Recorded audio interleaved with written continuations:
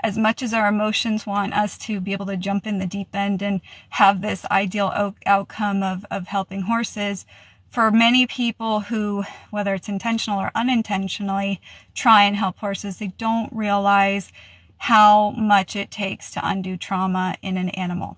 And this is something that I think for a lot of people, they have a perception or like a time limit of, if I put in all this effort, or I put in all this money, or I try and rehab the horse, physically, if he has issues, then things will quickly go well. And that's not always the case. And so in a lot of these stories where I've posted about horses that, are charging and aggressive and double barrel kicking and running over owners and putting them in hospitals, none of those horses are aggressive. The only thing that they're doing is they're surviving the best that they've learned how, based on their previous experiences. And this is something that so many people don't realize, that so much of the unwanted horse behavior that is deemed as disobedient, or he's being disrespectful, or all these words that don't apply to horses, but they're human terms, but we try and use them to categorize what the horse is doing, is really a reflection of the lack of the human's understanding as far as their ability to have empathy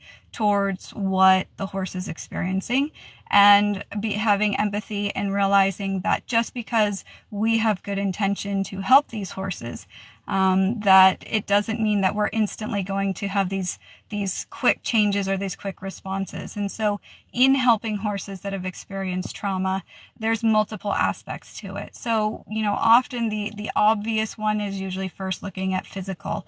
And, a lot of horses have had dietary issues. They may have physical health issues. Maybe if there was abusive or aggressive training tactics going on, if there was ill-fitting tack and equipment, then there's things that we need to not only make adjustments physiologically, maybe in their diet, maybe things like dental and other things like that, but that we also can recognize that, the horse needs time for his body to start making changes. So that's one aspect. But another aspect to this is that we have to recognize how long and deep and severe the mental trauma towards a horse can be.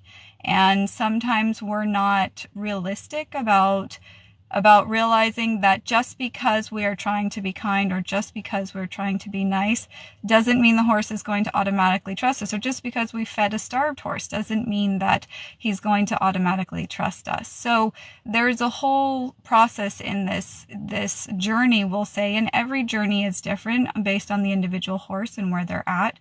But a lot of what I try and show in my videos is that there is room for the horse to have an opinion. There is room for the horse to be able to express himself in a safe manner that often has never been allowed to the equine. And so you can imagine if for your entire life you've been constantly shut down, badgered with continuous pressure, maybe had physical issues that were challenging, and then had all these demands made of you, it'd probably be pretty difficult and you'd be quite defensive. And honestly, the same thing happens with most horses, because there is often these preset demands of, by this age, a horse must accomplish X, Y, and Z, or perform in this manner, or know how to do whatever it is.